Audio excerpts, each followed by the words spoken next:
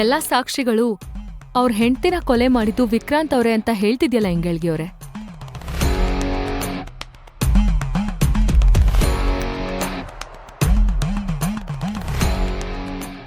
ಈಗೇನ್ ಮೇಡಮ್, ಪ್ರಜ್ಞಾ ಕೇಸಲ್ಲಿ ಹೊಸದಾಗೇನಾದ್ರೂ ವಿಷಯ ಸಿಕ್ಕಿದ್ಯಾ? ಅವತ್ತವ್ರು ಏನ್ ಹೇಳಿದ್ರು, ಏನು ಅಂತ ವಾದ ಮಾಡಿದ್ರು, ಅದು ಪ್ರಜ್ಞಾ ಹ್ಯಾಂಡ್ ರೈಟಿಂಗ್ ಅಲ್ಲ ಅಂತ ತಾನೆ? ಹೌದು. ಪ್ರಜ್ಞಾ ಬರ್ದಿರೋ ಡೈರಿ ಸಮೇತ ಅವ್ರ ಫ್ರೆಂಡ್ ಬರ್ದಿರೋ ಲೆಟರ್ನೂ ಕೂಡ ಹ್ಯಾಂಡ್ ರೈಟಿಂಗ್ ಅನಾಲಿಸ್ಟ್ ಹತ್ರ ಕಳ್ಸಿದ್ವಿ. ಅದ್ರ ರಿಪೋರ್ಟ್ ಬಂದಿದೆ ಇಂಗಳ್ಗಿಯವ್ರೆ. ಅದು ಪ್ರಜ್ಞಾ ಹ್ಯಾಂಡ್ ರೈಟಿಂಗ್ ಅಂತ ಪ್ರೂವ್ ಆಗಿದೆ.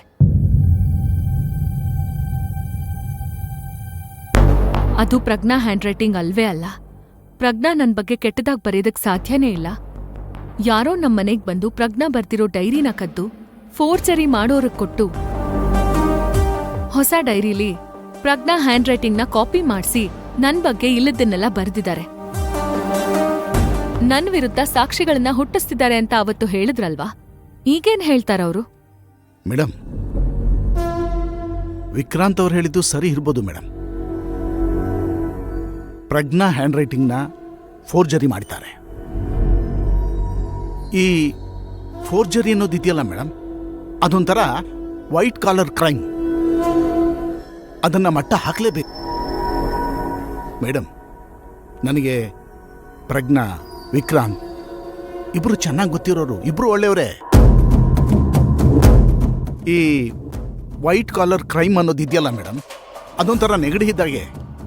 ಭೇದ ಭಾವನೆ ಇಲ್ಲ, ಅದಕ್ಕೆ ಎಲ್ಲರನ್ನೂ ಕಾಡಿಸುತ್ತೆ. ಬುದ್ಧಿವಂತ ಕ್ರಿಮಿನಲ್ಗಳ ಜೊತೆಗೆ ಕೆಟ್ಟ ಪೊಲೀಸರು ಶಾಮೀಲಾದ ಹುಟ್ಕೊಳ್ಳೋದೆ ವೈಟ್ ಕಾಲರ್ ಕ್ರೈಮ್. ಮೇಡಮ್, ನಿಮ್ಗೊಂದು ಡೈರಿ ಸಿಕ್ಕಿದ್ಯಲ್ವಾ, ಅದೊಂದು ಸ್ಯಾಂಪಲ್ ಅಷ್ಟೇ. ನಂಬೇಡಿ ಮೇಡಮ್, ಆ ರಿಪೋರ್ಟ್ ತಯಾರು ಮಾಡಿರೋನು ಒಬ್ಬ ಮನುಷ್ಯನೇ. ಏನ್ ಬೇಕಾದ್ರೂ ರಿಪೋರ್ಟ್ ಕೊಡ್ಬೋದಲ್ವಾ? ನಾನ್ ಒಳ್ಳೆಯವನು, ಪ್ರಾಮಾಣಿಕ ಅಂತ ಬಾಯ್ ಮಾತಲ್ ಹೇಳಿದ್ರೆ ಕೋರ್ಟ್ ಪರಿಗಣಿಸಲ್ಲ ಇಂಗಳ್ಗಿಯವ್ರೆ.